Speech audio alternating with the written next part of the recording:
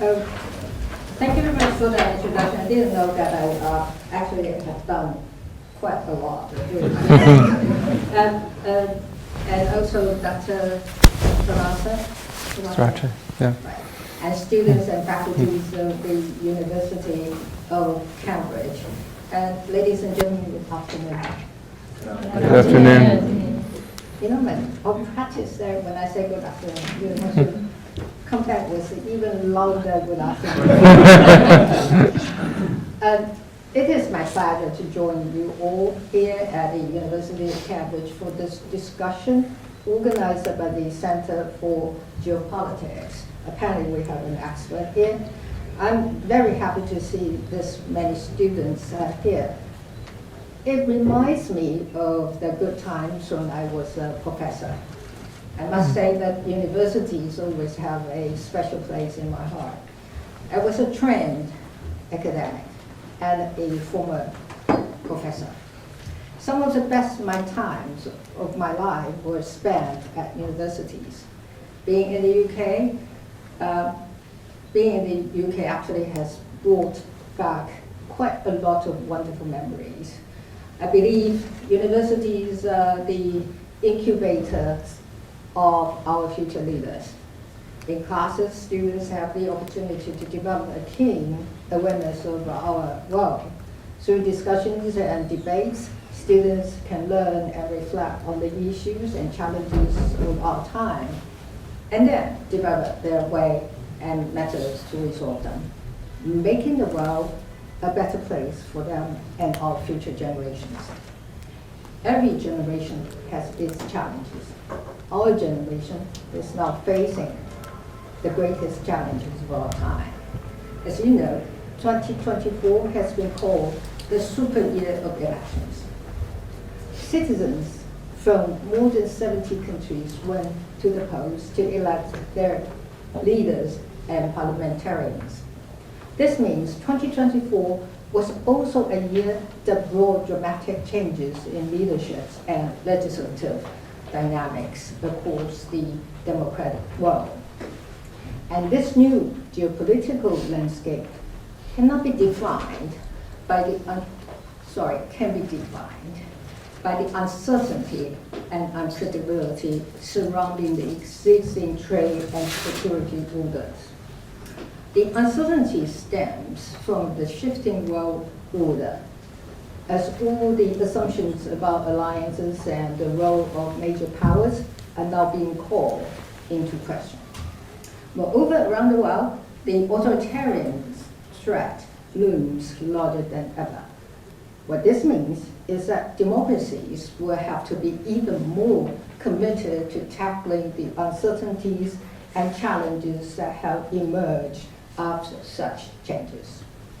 To do that, it will require great wisdom from the newly elected leadership and collaboration from all in the society. Authoritarian regimes, on the other hand, are able to maintain consistency and power due to their undemocratic nature. In recent years, with democratic backsliding taking place around the world, authoritarians have become stronger and more confident. Their leaders are now convinced that they are more adaptive to changes. They have also been colluding in the pursuit of their self-interest and expansionist agendas while influencing domestic politics in democracies. This is the current state of global politics. This also means that democracies have to dedicate even more time and effort to securing our critical and rightful place in this world. Instead of immersing in complacency and ceding our positions to authoritarian regimes. And as domestic issues divert our attentions, they also make working together harder, yet more important than ever. Now is a consequential time for outreach and adaptation. The rules of engagement have changed, So our collective strategies must evolve with that. I'm sure that we can all agree that authoritarian aggression should not be encouraged, and compromises with authoritarians will only embolden and encourage more aggressive behavior and demands.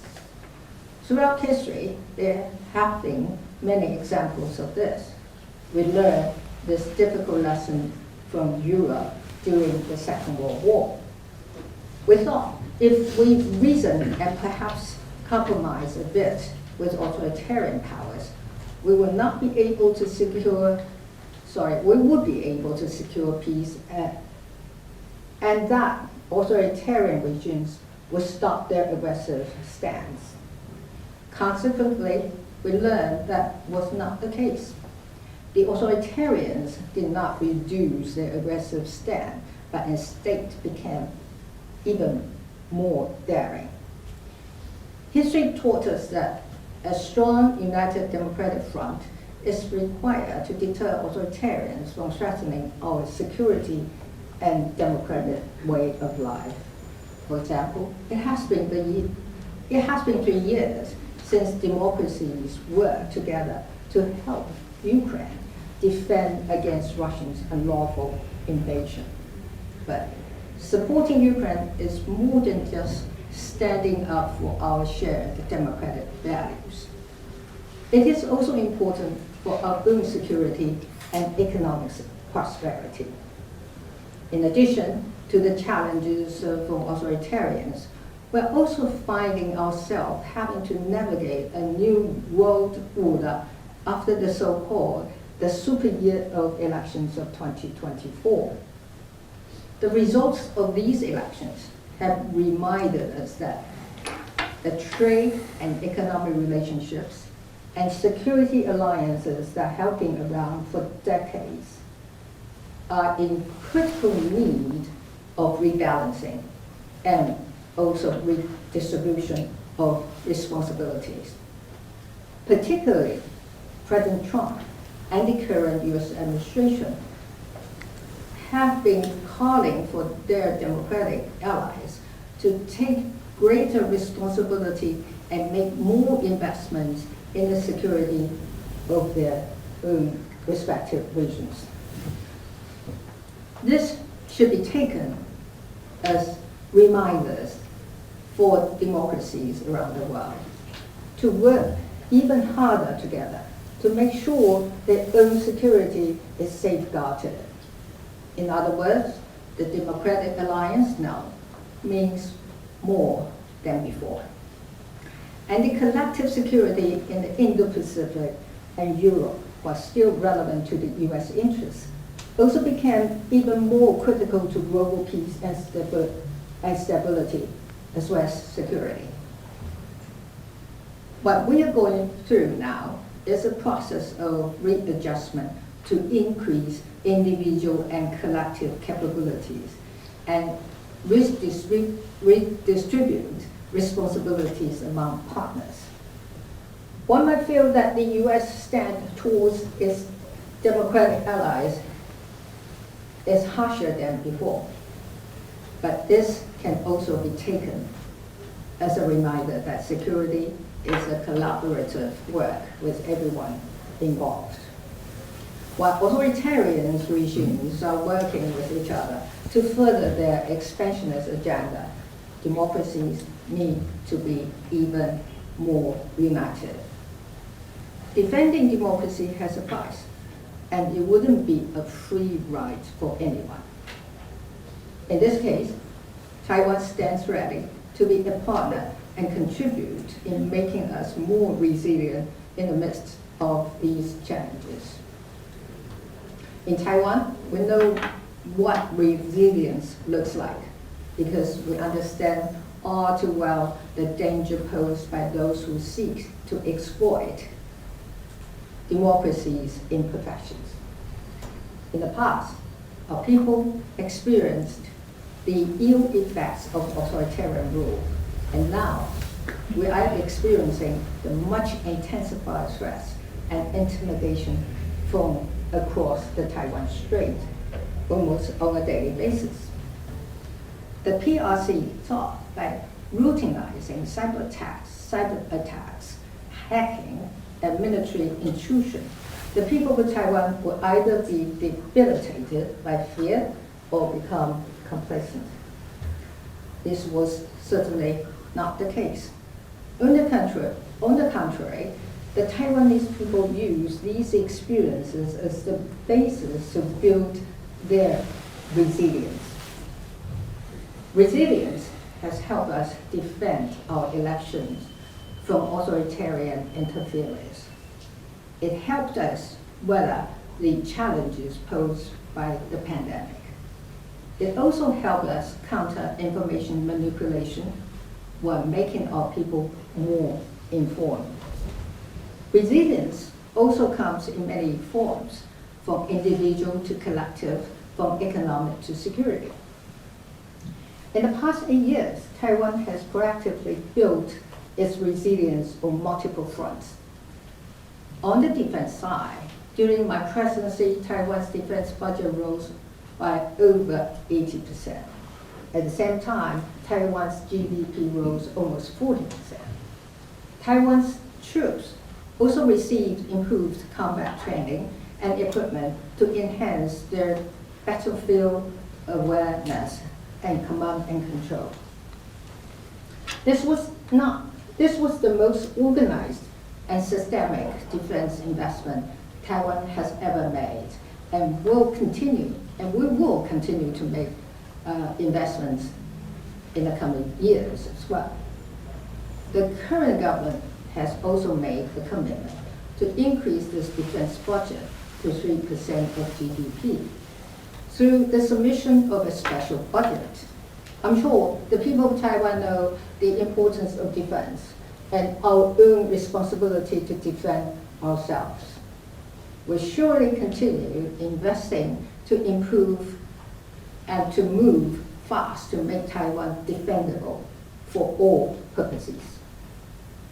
Taiwan has also fortified its digital infrastructure to withstand cyber threats and has coordinated with civil societies and engaged in international cooperation to counter information manipulation and cognitive warfare.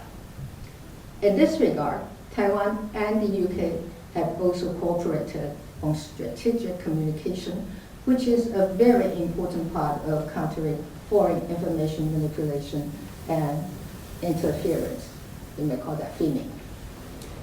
Taiwan is indispensable to regional and global security, not only because Taiwan is a major contributor to the global supply chains of technology products that are of strategic importance. It is also because Taiwan is strategically located. Without Taiwan, the region would be less secure and less defendable. Democracies like the United States, Japan, and Korea perhaps will have to invest even more in the region to counter China. As the global order undergoes transformation, Taiwan has remained a steadfast partner to the international community. Taiwan's reliability is not measured only by slogans, but by our actions, even in the face of extraordinary pressure. We're living through a profound transition in the global order, where long-standing assumptions are challenged. The world, as we know it now, is being remade. But amid these uncertainties, we should be clear on one thing.